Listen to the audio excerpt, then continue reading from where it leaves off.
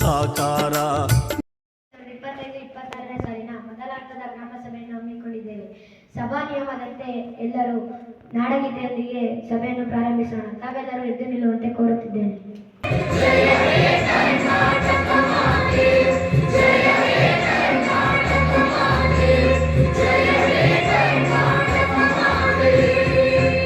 ಧನ್ಯವಾದಗಳು. ಈ ಒಂದು ಸಭೆಯ ಅಧ್ಯಕ್ಷತೆಯನ್ನು ಗ್ರಾಮ ಪಂಚಾಯಿತಿ ಅಧ್ಯಕ್ಷರು ವಹಿಸಿಕೊಳ್ಳಬೇಕೆಂದು ಕೋರುತ್ತಾ ಗ್ರಾಮ ಪಂಚಾಯಿತಿ ಅಧ್ಯಕ್ಷರಿಗೆ ನಿಮ್ಮೆಲ್ಲರ ಪರವಾಗಿ ಸ್ವಾಗತವನ್ನು ಕೋರುತ್ತೇನೆ. ಈ ಸಭೆಯಲ್ಲಿ ಹಾಜರಿರುವಂತಹ ನೋಡಲ್ ಅಧಿಕಾರಿಯವರಿಗೂ ನಿಮ್ಮೆಲ್ಲರ ಪರವಾಗಿ ಸ್ವಾಗತವನ್ನು ಕೋರುತ್ತೇನೆ. ನಮ್ಮ ಗ್ರಾಮ ಪಂಚಾಯಿತಿ ಉಪಾಧ್ಯಕ್ಷರಿಗೂ ಕೂಡ ನಿಮ್ಮೆಲ್ಲರ ಪರವಾಗಿ ಸ್ವಾಗತವನ್ನು ಕೋರುತ್ತೇನೆ. ಹಾಗೂ ಗ್ರಾಮ ಪಂಚಾಯಿತಿ ಕಾರ್ಯಾಧ್ಯಕ್ಷರಿಗೂ ಕೂಡ ನಿಮ್ಮೆಲ್ಲರ ಪರವಾಗಿ ಸ್ವಾಗತವನ್ನು ಕೋರುತ್ತೇನೆ.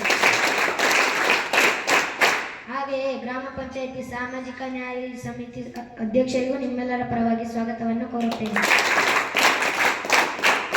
ಹಾಗೂ ಎಲ್ಲ ಇಲಾಖಾ ಅಧಿಕಾರಿಗಳಿಗೂ, ಮುಂಚೂಣಿ ಕಾರ್ಯಕರ್ತರು, ಪ್ರಾಥಮಿಕ ಆರೋಗ್ಯ ಸುರಕ್ಷಾಧಿಕಾರಿ ಮತ್ತು ಆಶಾ ಕಾರ್ಯಕರ್ತರು, ಸಂಜೀವಿನಿ ಒಕ್ಕೂಟದ ಪದಾಧಿಕಾರಿಗಳಿಗೂ ಹಾಗೂ ಎಲ್ಲ ಸಂಘದ ಪದಾಧಿಕಾರಿಗಳಿಗೂ ಹಾಗೂ ಎಲ್ಲ ಶಾಲೆಗಳ STMC ಅಧ್ಯಕ್ಷರುಗಳಿಗೂ ನಿಮ್ಮೆಲ್ಲರ ಪರವಾಗಿ ಸ್ವಾಗತವನ್ನು ಕೋರುತ್ತೇನೆ.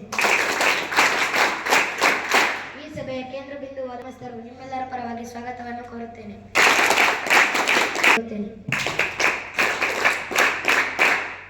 PDO ಅವರೇ, ಈ ಹಿಂದಿನ ಸಭೆಯ ಅನುಪಾಲನಾ ವರದಿಯನ್ನು ಮಂಡಿಸಿ ಸಭೆಯನ್ನು ಪ್ರಾರಂಭಿಸಿ. ನಾವು ಇಂದಿನ ಸಭೆಯಲ್ಲಿ 2 ಶಾಲೆಗಳ ಕಾಂಪೌಂಡ್ ನಿರ್ಮಿಸಲು, ಅಂಗನವಾಡಿ ಕಟ್ಟಡದ ದುರಸ್ತಿ ಮಾಡಲು, ಕೈಪಂಪ್ ಅಳವಡಿಸಲು ಮತ್ತು ಆರೋಗ್ಯ ಶಿಬಿರ ಏರ್ಪಡಿಸಲು ಪ್ರಸ್ತಾಪಿಸಲಾಗಿತ್ತು. ಆದರೆ 1 ಶಾಲೆಯ ಕಾಂಪೌಂಡ್ ಮಾತ್ರ ನಿರ್ಮಾಣವಾಗಿದೆ, ಕೈಪಂಪ್ ದುರಸ್ತಿಯಾಗಿದೆ. ಇನ್ನಿತರ ಬಾಕಿ ಕೆಲಸಗಳು ಬಾಕಿ ಉಳಿದಿವೆ. ಅಧ್ಯಕ್ಷರೇ, ಯಾವಾಗಲೂ ಬಾಕಿ ಇರುತ್ತದೆ.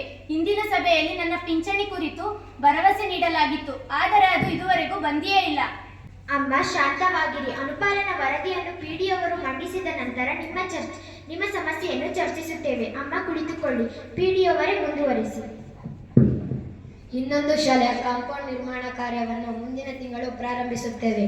ಇನ್ನಿತರ ಬಾಕಿ ಕೆಲಸಗಳು ಉಳಿದಿದ್ದು ಇದನ್ನು ಕ್ರಿಯಾ ಯೋಜನೆಗೆ ಸೇರಿಸಿದ್ದು ಮುಂದಿನ 2 ಅಥವಾ 3 ತಿಂಗಳಲ್ಲಿ ಪ್ರಾರಂಭಿಸಲು ಕ್ರಮವಹಿಸುತ್ತೇವೆ. ಕಾರ್ಯದರ್ಶಿಗಳೇ, ಈ ಸಭೆಯಲ್ಲಿ ಎಷ್ಟು ಜನ ಹಾಜರಿದ್ದಾರೆ? ಹಾಜರಾತಿಯನ್ನು ಪಡೆದಿದ್ದೀರಾ? ವಹಿಯಲ್ಲಿ ದಾಖಲಿಸಲು ಪ್ರಾರಂಭಿಸಿದ್ದೀರಾ?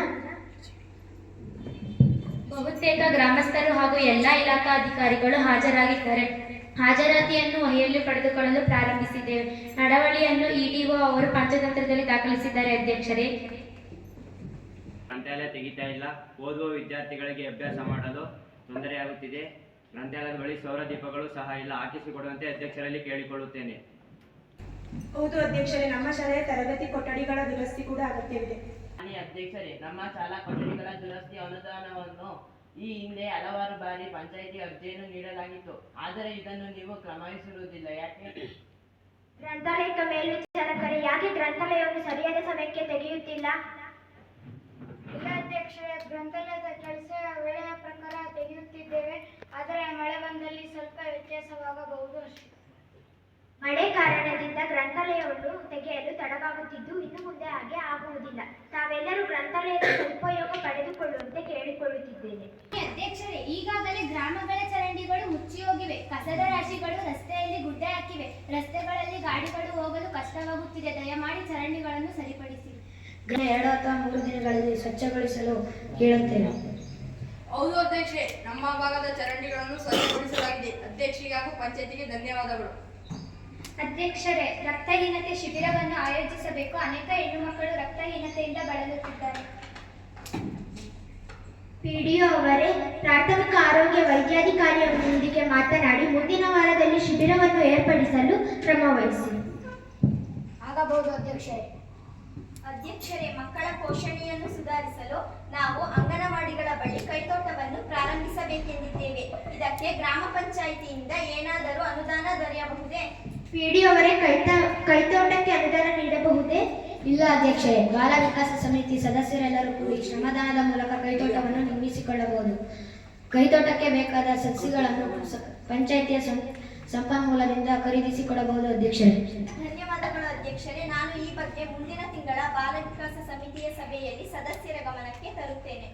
ಅಧ್ಯಕ್ಷರೇ, ಯುವಕರಿಗೆ ಮೈದಾನ ಮತ್ತು ಕ್ರೀಡಾ ಕಿಟ್ಗಳಿಲ್ಲ. ಇದನ್ನು ನಿರ್ಲಕ್ಷಿಸಿದರೆ ಯುವಕರು ಕೆಟ್ಟ ಅಭ್ಯಾಸಗಳಿಗೆ ಬಲಿಯಾಗಬಹುದು. ಹೌದು ಅಧ್ಯಕ್ಷರೇ, ನಮ್ಮ ಗ್ರಂಥಾಲಯದಲ್ಲಿ ಕ್ರೀಡಾ ಕಿಟ್ಗಳು ಮತ್ತು ಇಂಟರ್ನೆಟ್ ಬೇಕು. ಶೇಕಡ 2ರ ಕ್ರೀಡಾ ಅನುದಾನದಡಿ ಈಗಾಗಲೇ ಕ್ರೀಡಾ ಕಿಟ್ಗಳನ್ನು ಖರೀದಿಸಲಾಗಿದೆ. ನಿಮ್ಮ ಗ್ರಂಥಾಲಯಗಳಿಗೆ ಬೇಗ ಸರಬರಾಜು ಮಾಡಲಾಗುತ್ತದೆ. ಮಾನ್ಯ ಅಧ್ಯಕ್ಷರೇ, ನನ್ನ ವಾರ್ಡ್ನಲ್ಲಿರುವ ಶಾಲೆಯ ಹತ್ತಿರ ಇರುವ ಮದ್ಯಪಾನ ಅಂಗಡಿಯನ್ನು ಬೇರೆ ಕಡೆಗೆ ಬದಲಾಯಿಸಬೇಕು. ಶಾಲಾ ಮಕ್ಕಳಿಗೆ ತೊಂದರೆಯಾಗುತ್ತಿದೆ. ಪಿಡಿಒ ಅವರೇ, ಅಬಕಾರಿ ಇಲಾಖೆಯ ಅಧಿಕಾರಿಯೊಂದಿಗೆ ಮಾತನಾಡಿ ಈ ಬಗ್ಗೆ ಕ್ರಮ ವಹಿಸಬಹುದಾ ನೋಡಿ. ಆಯ್ತು ಅಧ್ಯಕ್ಷರೇ. ಅಧ್ಯಕ್ಷರೇ, ಮುಂದಿನ ತಿಂಗಳು ಮುಂಗಾರು ಪ್ರಾರಂಭವಾಗುತ್ತಿದ್ದು ನಮಗೆ ದ್ವಿದಳ ಬಿತ್ತನೆ ಬೀಜಗಳು ಸಿಗುತ್ತಿಲ್ಲ. ದಯವಿಟ್ಟು ಒದಗಿಸಿಕೊಡಿ.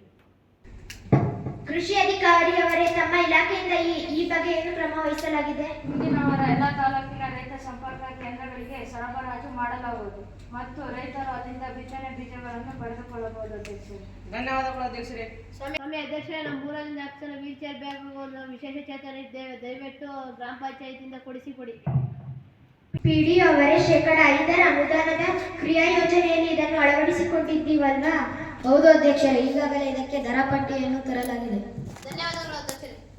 ಅಧ್ಯಕ್ಷರೇ, ಮಹಿಳಾ ಸ್ವಸಹಾಯ ಗುಂಪುಗಳ ಕೌಶಲ್ಯ ಮತ್ತು ಉತ್ಪನ್ನ ಮಾರುಕಟ್ಟೆಗೆ ಬೆಂಬಲಿಸಬೇಕು. ನಾವು ಕೂಡ ಆರ್ಥಿಕತೆಗೆ ಕೊಡುಗೆ ನೀಡುತ್ತೇವೆ.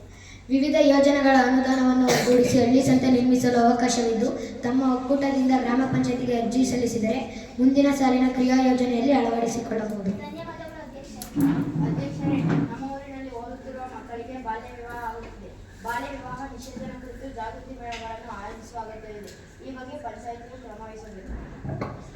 ಮಹಿಳಾ ಮತ್ತು ಮಕ್ಕಳ ರಕ್ಷಣಾ ಕಾವಲು ಸಮಿತಿಯ ಸಭೆಗಳನ್ನು ನಿರಂತರವಾಗಿ ನಡೆಸುತ್ತಿದ್ದು, ಈ ಬಗ್ಗೆ ಮುಂದಿನ ಸಭೆಯಲ್ಲಿ ಕ್ರಮ ವಹಿಸಲು ಸೂಚಿಸುತ್ತೇನೆ. ಧನ್ಯವಾದಗಳು ಅಧ್ಯಕ್ಷರೇ, ಅನುಸೂಚಿತ ಜಾತಿ ಮತ್ತು ಅನುಸೂಚಿತ ಪಂಗಡದ ಜನವಸತಿ ಪ್ರದೇಶಗಳಲ್ಲಿ ಸೋಲಾರ್ ಬೀದಿ ದೀಪಗಳ ಅಗತ್ಯವಿದೆ. ಪಿಡಿಒ ಅವರೇ, ಶೇಕಡ 25ರ ಅನುದಾನದ ಕ್ರಿಯಾ ಯೋಜನೆಯಲ್ಲಿ ಇದನ್ನು ಅಳವಡಿಸಿಕೊಂಡು ತುರ್ತಾಗಿ ಸೋಲಾರ್ ಬೀದಿ ದೀಪಗಳನ್ನು ಅಳವಡಿಸಿ. ಅಧ್ಯಕ್ಷರೇ, ನಮ್ಮ ಗ್ರಾಮದ ಶಾಲೆಗಳಲ್ಲಿ ಬಹುಮಂದಿ ವಿದ್ಯಾರ್ಥಿಗಳಿದ್ದು ಅವರನ್ನು ಉತ್ತೇಜಿಸಲು ವಿದ್ಯಾರ್ಥಿ ವೇತನ ಏನಾದರೂ ನೀಡಬಹುದೇ? ಪಿಡಿಒ ಅವರೇ, ಇದಕ್ಕೇನಾದರೂ ಅವಕಾಶವಿದೆಯಾ? ಹೌದು ಅಧ್ಯಕ್ಷರೇ, ಶೇಕಡ 25ರ ಅನುದಾನದಡಿ ಅನುಸೂಚಿತ ಜಾತಿ ಮತ್ತು ಅನುಸೂಚಿತ ಪಂಗಡದ ಮಕ್ಕಳಿಗೆ ವಿದ್ಯಾರ್ಥಿ ವೇತನ ನೀಡಲು ಅವಕಾಶವಿದ್ದು, ಹಿಂದುಳಿದ ವರ್ಗ ಮತ್ತು ಸಾಮಾನ್ಯ ವರ್ಗದ ಮಕ್ಕಳ ಆಯವ್ಯಯದಲ್ಲಿ ಅವಕಾಶವಿದೆ ಅಧ್ಯಕ್ಷರೇ. ಹಾಗಿದ್ದರೆ ಮುಂದಿನ ವರ್ಷದ ಶೇಕಡ 25ರ ಅನುದಾನದ ಕ್ರಿಯಾ ಯೋಜನೆಯಲ್ಲಿ ಮತ್ತು ಮಕ್ಕಳ ಆಯವ್ಯಯದಲ್ಲಿ ಇದನ್ನು ಅಳವಡಿಸಿಕೊಳ್ಳಿ. ಈ ಬಗ್ಗೆ ವಿದ್ಯಾರ್ಥಿಗಳಿಗೆ ಅರ್ಜಿ ಸಲ್ಲಿಸಲು 2 ವಾರಗಳಲ್ಲಿ ಪ್ರಕಟಣೆಯನ್ನು ಮಂಡಿಸಿ. ಆಯ್ತು ಅಧ್ಯಕ್ಷ.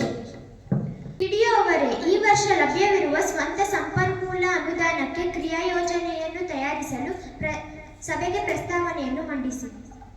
ಆಯ್ತು ಅಧ್ಯಕ್ಷರೇ, ಈ ವರ್ಷ ರೂಪಾಯಿ 15 ಲಕ್ಷ ಲಭ್ಯವಿರುತ್ತದೆ. ಗ್ರಾಮಸ್ಥರು ತಮ್ಮ ಬೇಡಿಕೆಗಳನ್ನು ಸಭೆಯ ಮುಂದೆ ಪ್ರಸ್ತಾಪಿಸಲು ಕೋರುತ್ತಿದ್ದೇನೆ. ಅಧ್ಯಕ್ಷರೇ, ನಮ್ಮ ವಾರ್ಡ್ನಲ್ಲಿ ರಸ್ತೆಗಳು ತೀರಾ ಹದಗೆಟ್ಟಿದ್ದು ಮರುಡಾಂಬರೀಕರಣಕ್ಕೆ ರೂ. 5 ಲಕ್ಷಗಳನ್ನು ಕಾಯ್ದಿರಿಸಿ. ಅಧ್ಯಕ್ಷರೇ, ನಿರ್ಜನ ಪ್ರದೇಶದಲ್ಲಿ ಮಹಿಳೆಯರು ಒಂಟಿಯಾಗಿ ಓಡಾಡುವುದಕ್ಕೆ ತೊಂದರೆಯಾಗಿದೆ. ಹಾಗಾಗಿ CCTV ಹಾಗೂ ಇನ್ನೂ ಹೆಚ್ಚಿನ ಬೀದಿ ದೀಪಗಳನ್ನು ಅಳವಡಿಸಲು ಅನುದಾನ ಮೀಸಲಿಡಿ. ಅಧ್ಯಕ್ಷರೇ, ನಮ್ಮ ಗ್ರಾಮದ ಆಯುಷ್ಮಾನ್ ಆರೋಗ್ಯ ಕೇಂದ್ರಕ್ಕೆ ಹೊರರೋಗಿಗಳ ಚಿಕಿತ್ಸೆಗಾಗಿ ಹೆಚ್ಚುವರಿ ಕೊಠಡಿಗಳು ಅಗತ್ಯವಿದ್ದು ಅನುದಾನವನ್ನು ಮೀಸಲಿಡಲು ಕೋರುತ್ತೇನೆ. ಪಿಡಿಒ ಅವರೇ, ಇದಕ್ಕೆ 5 ಲಕ್ಷಗಳಷ್ಟು ಮೀಸಲಿಡಿ. ಅಧ್ಯಕ್ಷರೇ, ಇದಕ್ಕೆ ಮೀಸಲಿಟ್ಟಲ್ಲಿ ಕ್ರಿಯಾ ಯೋಜನೆಯ ಒಟ್ಟು ಹಣವು 20 ಲಕ್ಷದಷ್ಟಿದ್ದು, ಆದರೆ ನಮ್ಮ ಬಳಿ 15 ಲಕ್ಷದಷ್ಟು ಮಾತ್ರ ಹಣ ದೊರೆಯುತ್ತದೆ. ಹೌದಾ ಪಿಡಿಒ ಅವರೇ? ಲಭ್ಯ ಅನುದಾನಕ್ಕಿಂತ ಹೆಚ್ಚಿನ ಬೇಡಿಕೆ ಬಂದಿದೆಯಾ? ಹಾಗಾದರೆ ಇದಕ್ಕೆ ಪರಿಹಾರವೇನು? ಸ್ವಂತ ಆದಾಯದ ಮೂಲ ತುಂಬಾ ಕಡಿಮೆ ಇದೆ. ಇದು OSR ಸುಧಾರಿಸಿದರೆ ಪಂಚಾಯತ್ ಬಲಗೊಳ್ಳಬಹುದು. ಆಸ್ತಿ ತೆರಿಗೆ ಪರಿಷ್ಕರಣೆಯಾಗಿ ತುಂಬಾ ವರ್ಷಗಳಾಗಿವೆ. ಹಾಗಾಗಿ ಹೊಸ ತೆರಿಗೆ ನಿಯಮದ ಪ್ರಕಾರ ವಸೂಲಿ ಹೆಚ್ಚಾದರೆ ಅನುದಾನ ಹೆಚ್ಚಾಗುತ್ತದೆ. ಹಂತವಾಗಿ ಗ್ರಾಮಸ್ಥರ ಬೇಡಿಕೆಗಳನ್ನು ಪೂರೈಸಬಹುದು ಅಧ್ಯಕ್ಷ.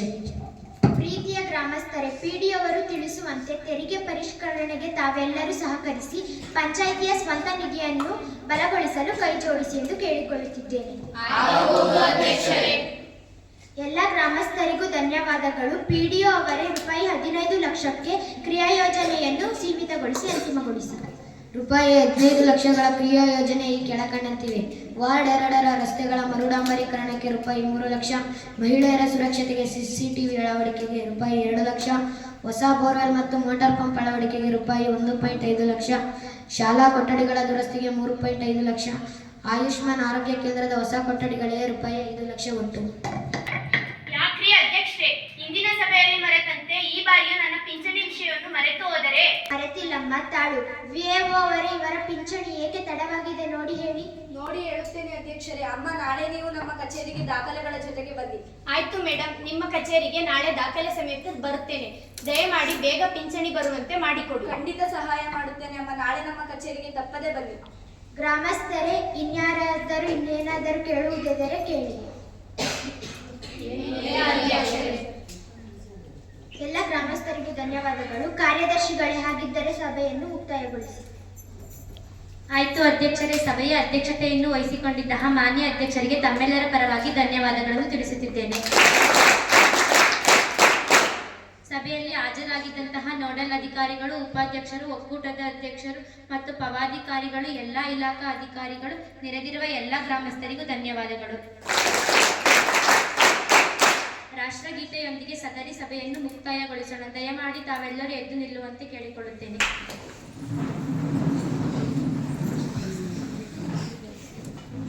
ಜಯ